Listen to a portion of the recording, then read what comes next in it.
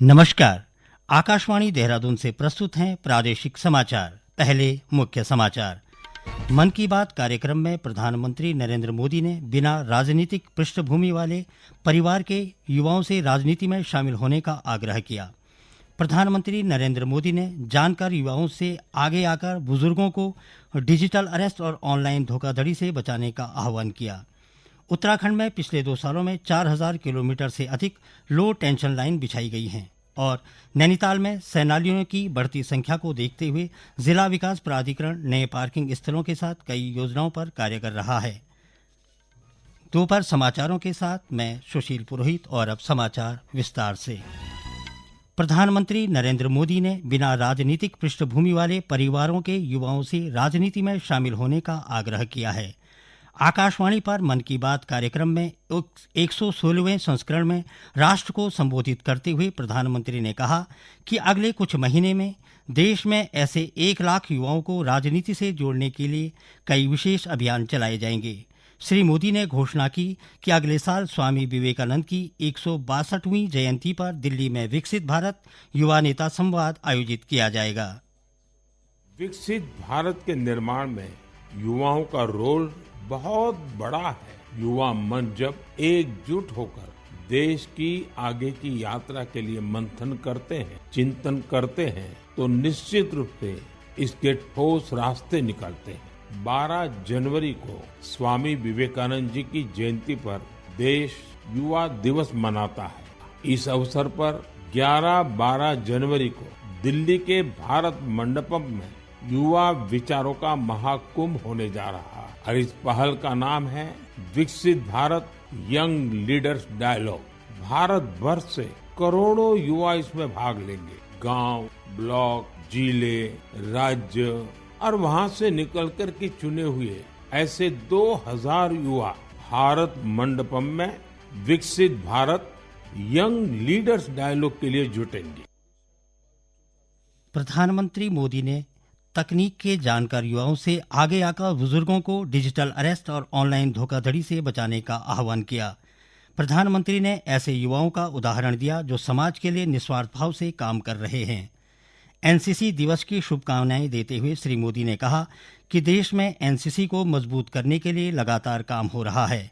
2014 में करीब 14 लाख युवा एनसीसी से जुड़े थे और अब 2024 में 20 लाख से ज्यादा युवा एनसीसी से जुड़े हैं। एनसीसी युवाओं में अनुशासन, नेतृत्व और सेवा की भावना पैदा करती है। आज देश में एनसीसी को मजबूत करने के लिए लगातार काम हो रहा है। 2014 में करीब 14 लाख युवा एनसीसी से जुड़े थे। अब 2024 में 20 लाख से ज्यादा युवा एनसीसी से जुड़े हैं। पहले के मुकाबले 5000 और नए स्कूल कॉलेजों में अब एनसीसी की सुविधा हो गई है। और सबसे बड़ी बात, पहले एनसीसी में गर्ल्स कैडेट्स की संख्या करीब 25% के आसपास ही होती थी। अब एनसीसी में गर्ल्स कैडेट्स की संख्या करीब 40% हो गई है। बॉर्डर किनारे रहने वाले युवाओं को ज्यादा से ज्यादा एनसीसी से जोड़ने का अभियान भी लगातार जारी है। मैं युवाओं से आग्रह करूंगा कि ज्यादा से ज्यादा संख्या में एनसीसी से जुड़े। उत्तराखंड में पिछले 2 सालों में 4000 किलोमीटर से अधिक लो टेंशन लाइन बिछाई गई हैं। इससे बिजली वितरण के क्षेत्र में राज्य ने अभूतपूर्व प्रगति की है। दूरस्थ क्षेत्रों में बिजली पहुंचाने से आम जनता की जीवन शैली में सकारात्मक बदलाव आए हैं। उत्तराखंड के औद्योगिक क्षेत्र के विकास में हो रहे व्यापक बदलाव को और अधिक गति देने के लिए बिजली वितरण क्षेत्र सुदृढ़ और समृद्ध हुआ है।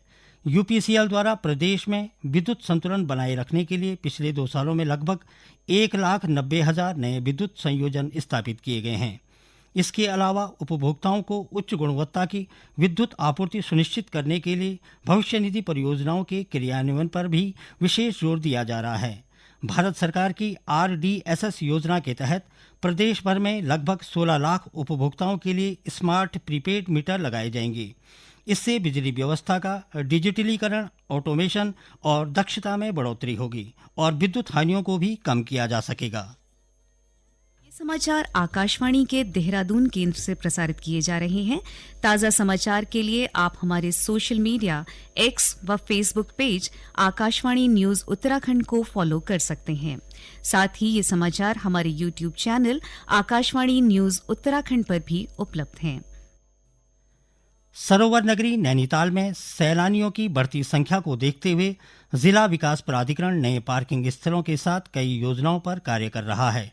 शहरी विकास मंत्री प्रेमचंद अग्रवाल ने कहा कि नैनीताल जिला विकास प्राधिकरण के तहत आधारभूत संरचना के माध्यम से स्थानीय जनता के लिए लगभग 17 करोड़ रुपए के विकास कार्य किए जा रहे हैं। उन्होंने बताया कि हल्द्वानी शहर में 22 पार्कों के जीर्णोद्धार का काम किया जा रहा है, जिसमें से पहले चरण में 8 पार्कों के जीर्णोद्धार की डीपीआर प्रस्तावित है। जनता और सैलानियों की सुविधा के लिए लगभग 12 पार्किंग स्थल बनाए जा रहे हैं। इस वर्ष की चारधाम यात्रा के सकुशल संपन्न होने के साथ ही प्रदेश सरकार आगामी चारधाम यात्रा की तैयारी में जुट गई है। चारधाम यात्रा की प्रदेश की आर्थिकी का आधार मानते हुए मुख्यमंत्री पुष्कर सिंह धामी ने अधिकारियों को यात्रा प्राधिकरण का गठन प्राथमिकता के साथ करने को कहा है। बद्री केदार मंदिर समिति के अध्यक्ष अजेंद्र अजय ने बताया कि यात्रा को और अधिक व्यवस्थित ढंग से संचालित करने में प्राधिकरण अहम भूमिका निभाएगा। उन्होंने बताया कि जल्द प्राधिकरण को अंतिम रूप देकर इसका गठन कर दिया जाएगा।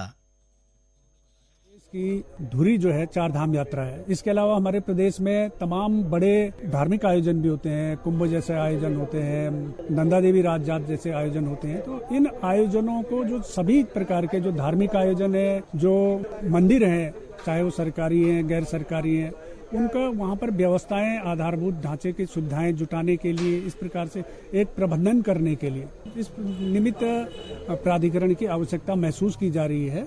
और प्रदेश सरकार के स्तर से उसमें एक समिति भी बनाई गई थी अपर मुख्य सचिव की अध्यक्षता में। उनके द्वारा प्रदेश सरकार को अपनी संस्तुतियां भी सौंप दी गई हैं। जो हमारे यात्रा व्यवस्था से जुड़े जो स्टेक होल्डर्स हैं, राइट होल्डर्स हैं, उनके साथ में भी विचार विमर्श किया जाएगा। विचार विमर्श करने के पश्चात में उसको फिर प्राधिकरण को अंतिम रूप दिया जाएगा।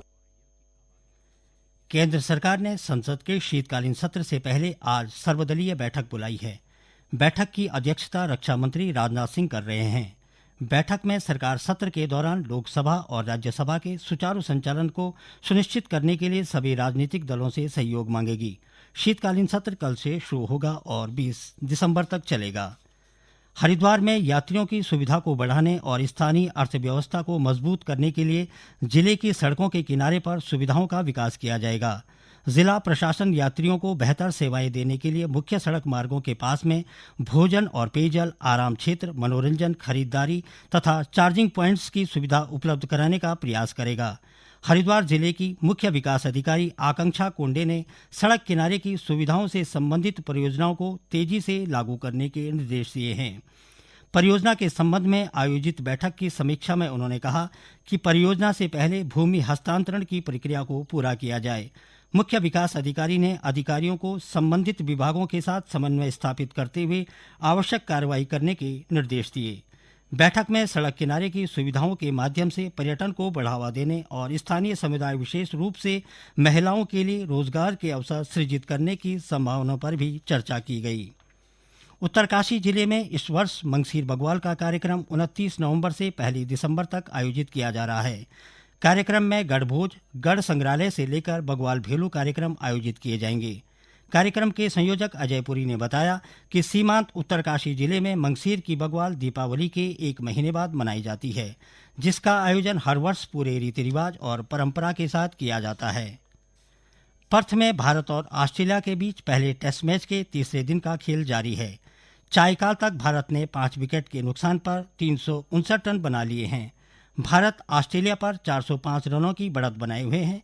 विराट कोहली 40 और वाशिंगटन सुंदर 14 रन पर नाबाद हैं। यशस्वी जायसवाल ने 161 और केएल राहुल ने 77 रन की शानदार पारियां खेली। अंत में मुख्य समाचार एक बार फिर। मन की बात कार्यक्रम में प्रधानमंत्री नरेंद्र मोदी ने बिना राजनीतिक पृष्ठभूमि वाले परिवारों के युवाओं से राजनीति में शामिल होने का आग्रह किया। प्रधानमंत्री नरेंद्र मोदी ने जानकार युवाओं से आगे आकर बुजुर्गों को डिजिटल अरेस्ट और ऑनलाइन धोखाधड़ी से बचाने का आह्वान किया। उत्तराखंड में पिछले 2 सालों में 4000 किलोमीटर से अधिक लो टेंशन लाइन बिछाई गई हैं और नैनीताल में सैलानियों की बढ़ती संख्या को देखते हुए जिला विकास प्राधिकरण नए पार्किंग स्थलों के साथ कई योजनाओं पर कार्य कर रहा है। इसके साथ ही प्रादेशिक समाचारों का ये बुलेटिन समाप्त हुआ। नमस्कार।